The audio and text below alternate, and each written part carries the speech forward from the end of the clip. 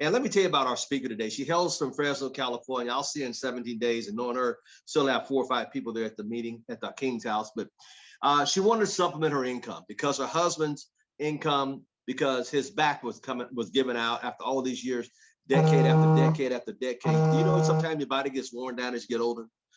It's just that job just want to beat you up, and then they kick you to the curb and find somebody half your age. Anyway, she wanted to help her daughter through college, make sure she had enough money to take care of her books and tuition and all that stuff. And she never wants to be in the spotlight. She'll tell you that today. I never want to be in the spotlight. I don't know why Miss Thomas had me do this. I don't know why, because you're powerful. And she's starting to catch on now. She is powerful. And she didn't want to be a regional director. And I kept telling her, you got to be there. You got to be there. Miss Rose Guerrero has coached her. Mr. Chris King has coached her. And she says, you know, I don't want to be in the limelight. I don't need to be RD. And I said, yeah, you do, for your team's sake. And guess what happened when she had regional director? That's right, Mr. Tom Ford, you got it. That's right, Jackie Black, you got it. She said, with a tear going down her cheek, I should have did this long time ago.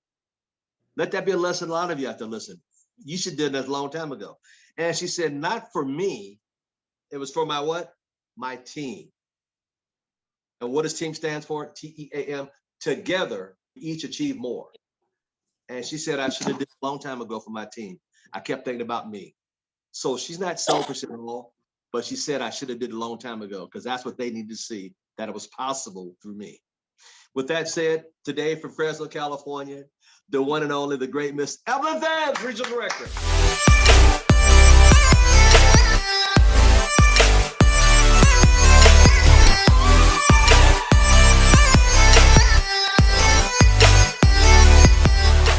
Okay, well, he is correct. I shy away from being in the limelight. I was one of those that didn't even want to go up into the front room and speak. But lo and behold, my team kind of tricked me, and without me knowing, announced my name, that I was the next speaker. And I was like, what? And everybody's like, that's your name, Evelyn, you got to go up. I mean, that's how I started doing the presentations in front of a room, because they tricked me. And let me tell you, it wasn't as bad as I thought. It wasn't. I got it through, and everybody was excited, especially my team. And Mr. Thomas is so correct. Thank you guys so much, especially you, Mr. Thomas, for putting this platform on, because every day we get great nuggets, great wisdom from different speakers. And I'm not kidding. I loved what Mr. King said yesterday, because a lot of it I felt when I first started. Your expressions and your face and the way you do things give out everything. Like in the beginning, my fear of speaking in front of a room was well known. My team knew it. I have one team of like college students. Well, they're not in college anymore, they're done, but all college students. And they would come and tell me, Mrs. Phipps, you need to get up there and speak. And I go, well, no, they got good speakers. No, we could tell. You just don't want to. You're afraid to be up there. And they would laugh. They go, you need to be up there. So exactly what Mr. King said, our expressions, our moods, our looks tell everything. And as you go through this business, you'll be able to read it too. Because when I'm doing presentations, I could read the room. I never used to be able to, but I could see who was interested, who's paying attention, who's engaged, and who's rolling their eyes, just waiting for this to be over. So you guys, you will learn this too, all you new ones. First and foremost, let me get back to my topic, but I was just going off of what Mr. Thomas said. My topic today is say what you do and do what you say. What does that mean? Okay, well, like Mr. Jabri said last week, we all get into ACN to make money, but there's more to it than just the money. It's the impact. It's how, how can I explain this? There's so many people out there. Yes, they're hurting for money. We all are, pretty much, most of us, with this inflation, but there's more to it than that. There's people that don't believe in themselves like me, but for different reasons. Maybe they've been abused or been told all their life, you'll never amount to anything. You're no good. You're this, you're that. Or you didn't finish, you didn't go to college, so you're never going to be good. That's not true, you guys. And we all know that. You don't need a college degree to do this, and you can still be so effective and go to the top. We all know that. We all know that. There's a lot of SVPs that we know that never went to college, and they don't have to. Mr. Thomas always says you can be from jail or Yale. It doesn't matter. So let me let you know that there's so much more to it than just making the money. Yes, we all need the money. Like Mr. Thomas said, I needed it because my husband was having back surgery. And I was fearful that we were going to probably, lose our house. Why? Not that we were ever late, but if you know anything about banks and everything else, they'll give you 1 or 2 times and then they're on you. And I didn't want that. I didn't want that. So I knew I was going to have to look for another source of income. Even though I was working for corporate America, and at the time, I thought I was making great money. But in today's economy, you guys, actually in the last few years, that is not. You always need 2 incomes. So are we ready? Are we really doing the things we say we're going to do in ACN that are going to get us to the top? Okay. So many people that get started say, oh, I'm going to crush this because I know a lot of people, right? I think I was one of those because at the time, I thought I knew a lot of people, being in my job, being a supervisor, doing this, just being social, going to my daughter's softball team. She was in a travel league, football game, all that, just being engaged. I thought, well, I know a lot of people. But the problem is, you guys, a lot of people don't know us. Not really. Why is that? Well, when you get started, are you really following the system? Are we really following the system? I know when I got started, they would tell me, okay, you can't go start blurting everything to people. You need to get trained and we will train you. Well, what did I do? No sooner did they leave after I got signed up, I started calling people. I'm sure a lot of you did that. Called people and say, oh, you guys, you will never guess what I just got introduced to. And we start blurting all this crazy stuff that we're not supposed to. Why? Because then people think we're crazy and they think, oh, they got involved in one of those pyramid schemes, don't want anything to do with it. So don't do that, you guys. I know there's new people on here, but the ones that have been in the business, we know this so well because we probably did it as well. The only thing you're doing is we used to call it the ACN vomit, but you're giving them way too much information. And yes, they do think, oh, you're on a Ponzi scheme or you're on one of those things. If you do it effectively, the way the person you're working with tells you, trust me, it will work. It does work. We know it.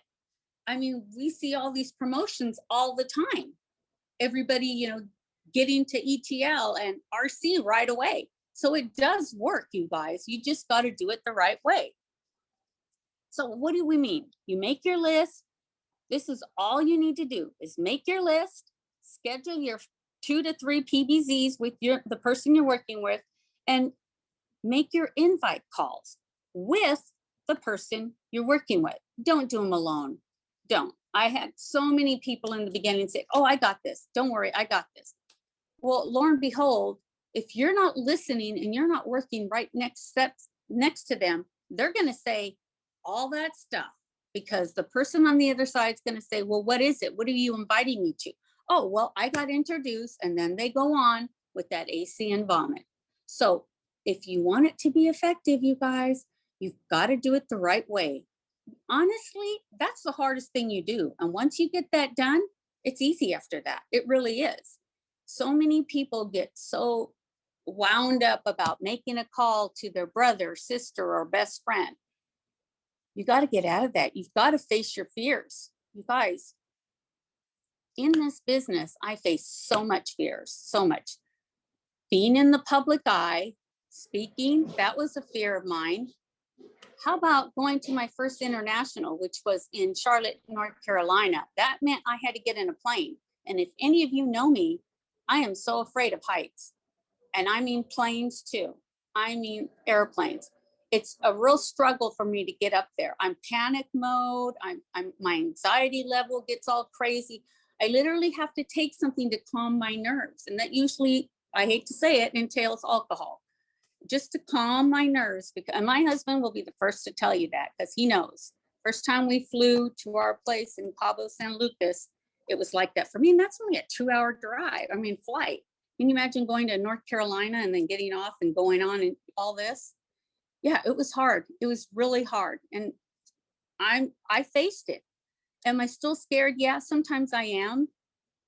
But it's things that I know I had to do to further myself in this business, to learn what I needed to learn, to be the person I am today, because I'm not the same person. And those of you who knew me before this know that.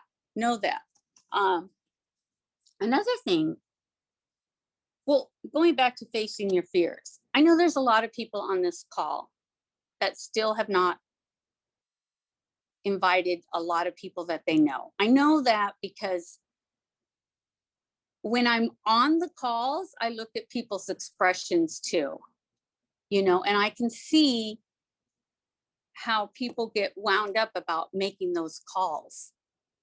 And like I said, when you do this business for a while and start going into, for years, you start to be able to read people's, and we used to call it our chicken list. Hey, I was the same way. But going to all these events and even regionals in Sacramento, all the way to LA, Costa Rica, Costa Mesa, going back and forth, it started getting in my head, and I just bit the bullet, you guys, and I made those calls. I started calling the people that I was afraid to call, and eventually getting them to a PBZ or a whatever. So you've got to face your fears, for one. And I know when all that craziness happened a couple of years ago, a lot of us were not able to get out. Well, there's other ways to do things, you guys. Okay, so let me go back to something. Well, let me go back to something that I'm doing right now. Okay. When the pandemic happened, a lot of us couldn't get out, even though I was still out and about doing my walking with my pets, going to the grocery store, things like that. So I was still doing the work, still prospecting and getting numbers, but I knew I needed more numbers because it wasn't enough. Okay. So in the Fresno team, we started getting together and getting all our sign-up sheets together. Okay. And what I did, you guys, is I have like folders like this. Let me show you, like 3 or 4 folders of this, of all the PBRs that I have done. And I've written the person's name, any little quotes I had about them, like information about them, if there was written on there. And I put that. And what did I do? I started calling them. I have 2 or 3 books of these, you guys, 2 or 3 books of these. So I'm still going through it whenever I feel like I don't have enough numbers. And that's besides the prospecting numbers, because I put them in a separate book and I labeled it. And I started putting, because every time I prospected something, I tried to remember a little bit about them. What attracted me to them? He works at this place. He does this. He hates his job, so I put all that. So what did I do? I started calling them. And this is what I would say. And this is just an example. So I'd call, and if they answer, obviously, I'd say, hey, hi, Carol, how are you? And they, they kind of get caught off guard and they go, fine. And before they say, who is this? I go, my name is Evelyn, and I'm calling you regarding working from home. At one point in time, you were interested and wanted information regarding working from home. So I'm calling you to give you some options. And then you kind of wait for their response. And they'll say, some said, I don't remember doing that. And I go, well, it was a while back. It was like 6 months ago or a year ago.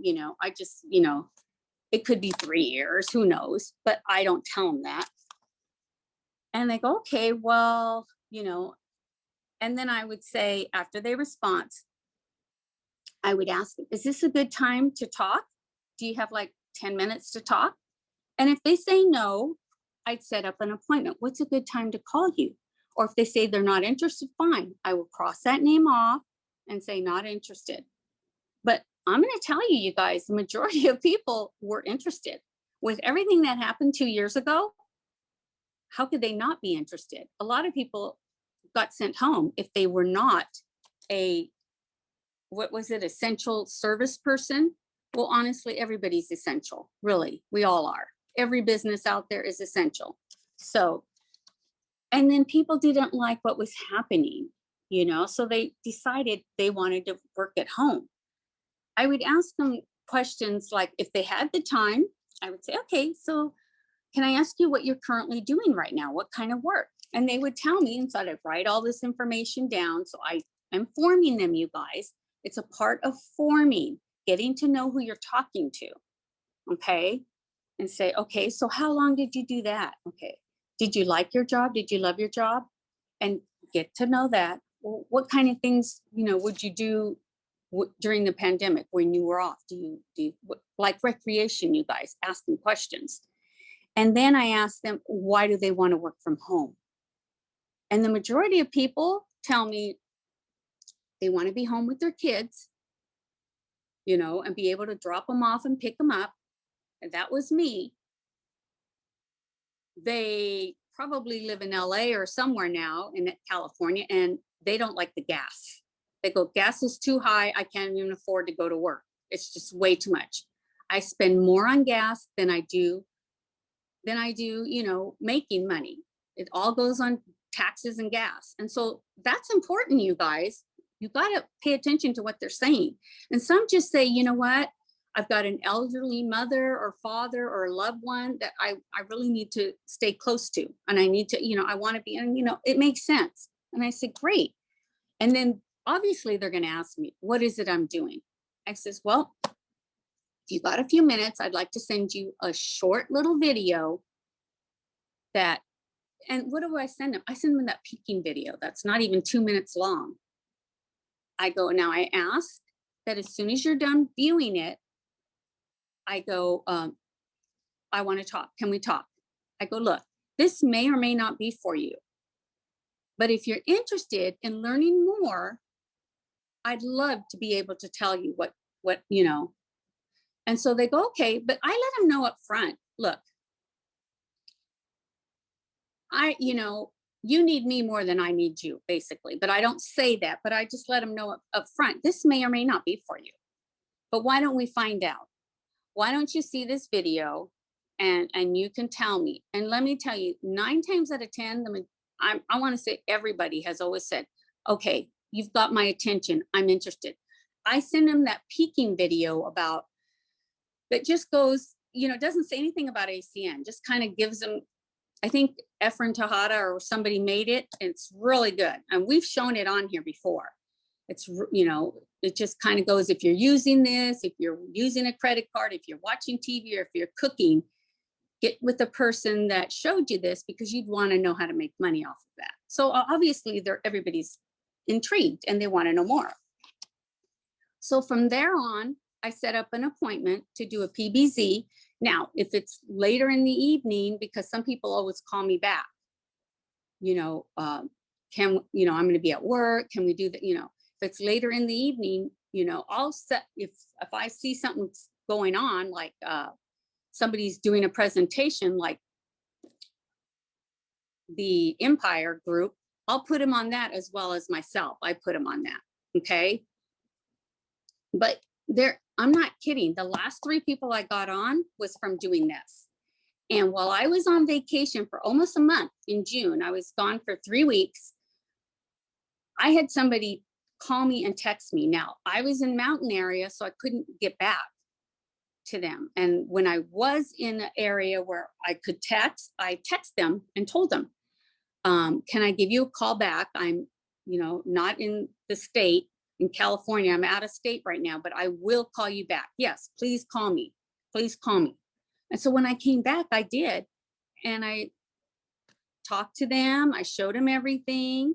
I piqued them. And then I'm upfront with them. I tell them up front. Now there's a minimal cost, but know that this is not a job. This is a business. You're going to own a business, own and operate a business. And I always tell them, have you ever ordered anything on Amazon or eBay or even, Macy's, Walmart? You can order stuff online now all the time. I do that. And they always say, oh yeah, all the time. And I go, then you're going to love this business. And I leave it like that. And then I go into the videos and I start showing them, even the Tony Kupas video, things like that. I'm not kidding you guys. This has worked. Now, I have had a couple of snags where I run into people that speak only Spanish. Now, if anybody knows me, my Spanish is not the best, but I'm able to say enough to where, I tell them, yes, in Spanish, this is a business, a negocio, but you're going to have to wait because I don't speak that good Spanish. I'm going to find somebody to speak with you. And I'm not kidding. The Mexican people, the Spanish people are constantly calling me back. When are you going to get to me? And so I have to find somebody who speaks Spanish to help me out, and that's what I've been doing. But this works, you guys. And we just kind of made it up, me and Rose and Chris, during the pandemic and last year when things were going crazy and we still need, we wanted to get our numbers up. I'm one of those, I just write everything down. And so I put the person's name, whatever, their phone number. And then I skip a few lines because I want room so that I could talk. So that I could write notes when I talk to them. So then I do it again. And so I went through 3 or 4 of these books where I made numbers and I have notes. Have I gone through all of them? No. Because even though I call people, a lot of times it goes to their voicemail. So I'll leave a voicemail or I'll text them. Now, here's something else that works. I texted somebody saying, hi, the same thing I said right now. Hi, how are you? My name is Elle. I'm calling you regarding at one point in time, you were interested in working from home. Now, why do I say that? Because everybody wants to work from home right now. And when we showed them the business, this is about working from home. You don't have, you know what I'm saying? You can do this anywhere you want. And that's where I tell people, now, if you want to be vacationing, you can do this business. If you want to be, so you can do this business. As long as you have a smartphone, you can do this business. So I had a girl call me. I think I called her last year. And she called me, gosh, I had just gotten back from vacation. So it was probably the last week of June or the first week or second week of July. And honestly, I didn't know who she was. And I don't normally answer the phone when it doesn't have, somebody's name on it. But I don't know, something told me to answer the phone. So I did. And she called me and told me, hi, I don't know if you remember me. My name is Shanice and this and that, and okay. I was playing along with it. No, I didn't remember her. She goes, you showed me a business like 4 or 5 months ago. And I told you I was interested. You put me on a Saturday training and I loved it. And, and I'm listening and I go, okay. I go 4 or 5 months ago. I go, okay. So I knew in my books, okay, I'm going to have to go back 4 or 5 months ago when I was calling because I put the date when I call these people. Okay. I did find a Shanice, but the number was totally different. So I go, that can't be her because this Shanice was just graduating from college or something. So it can't be her. So we started talking. I said, give me a time when I can call you later. And so we talked. Come to find out it was that Shanice. What happened was she moved. She's no longer in California. She moved to Missouri or somewhere out there. And so she had a totally different phone number, and the phone number came and it said Missouri or something. I don't even know why I answered it because I really don't know anybody over there. I don't have any relatives or anything, but something told me to answer it. And I'm not kidding you guys. She wants to be in the business and she starts giving me, she understands it. I told her, who do you know? She understands it. And she goes, well, all the people I know are now live in LA. And I said, that's fine. Those, we have stuff in LA. And she starts giving me all these business people. I says, okay, when you get in, we're going to do this together and everything. You guys, I'm not kidding. This worked. I'm just giving you guys examples and things to try out there for those who can't get the numbers, because I even go back on the peaking people that I've been doing for all these years. Yeah, some of the numbers are disconnected. That's fine, whatever. And I cross it out. But the others, I'm trying to re-engage. And I tell them, you saw something 4 years ago or 3 years ago, you were wanting to work from home.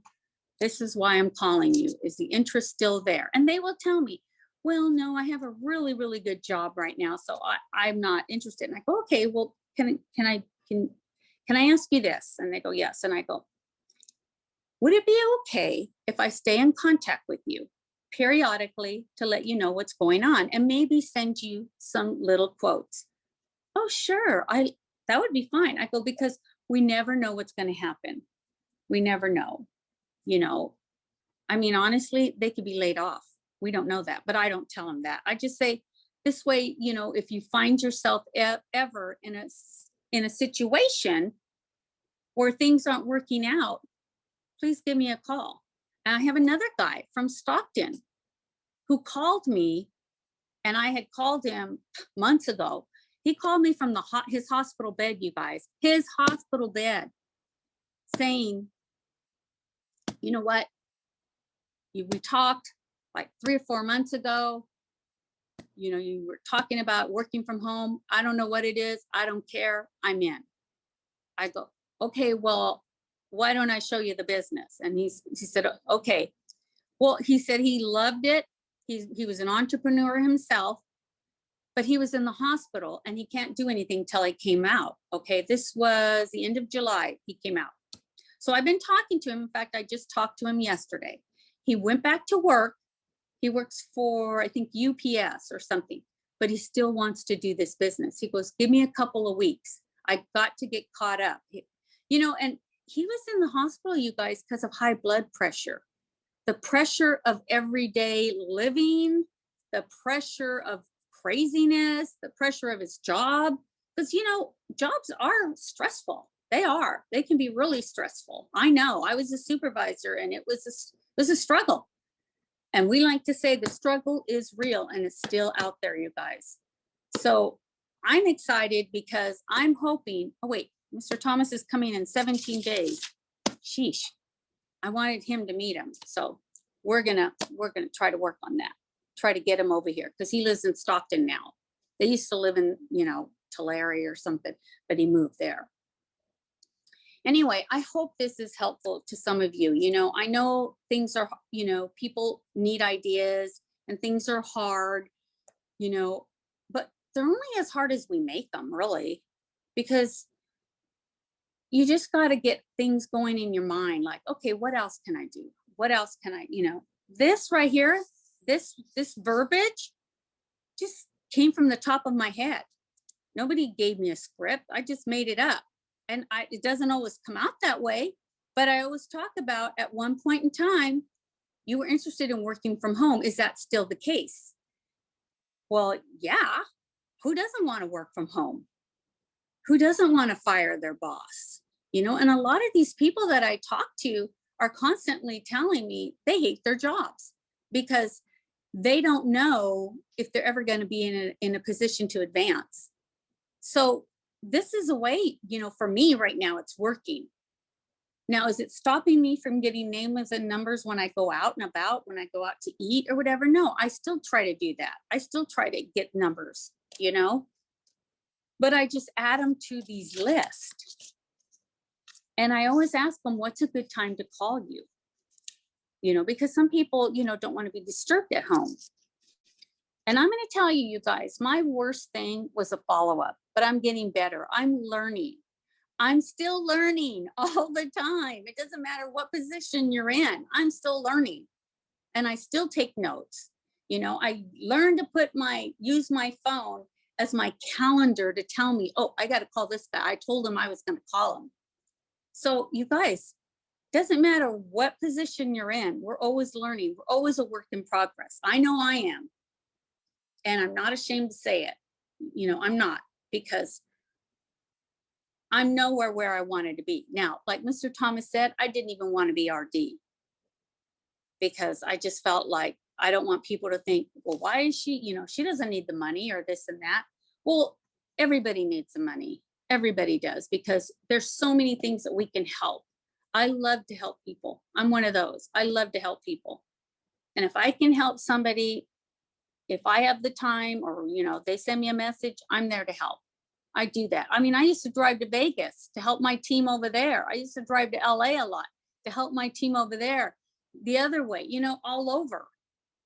So this is the best way, honestly. Having this platform that Mr. Thomas put forward is the best way, because like he said, he can be in all of these other countries and never left his house. I love that. I love that. And I like this because with the gas, the way as expensive as it is, especially in California, this is very helpful. This is very helpful. Now, if they're here in my neck of the woods, I like to drive and go meet them. I like to person to person. But if they're in LA or something, yeah, I'll do a Zoom this way. So I hope that helps some people. I hope nobody, you know,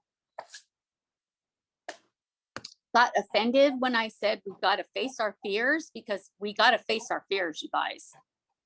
And you're not going to succeed in this business unless you do. You've got to face your fears. You really do.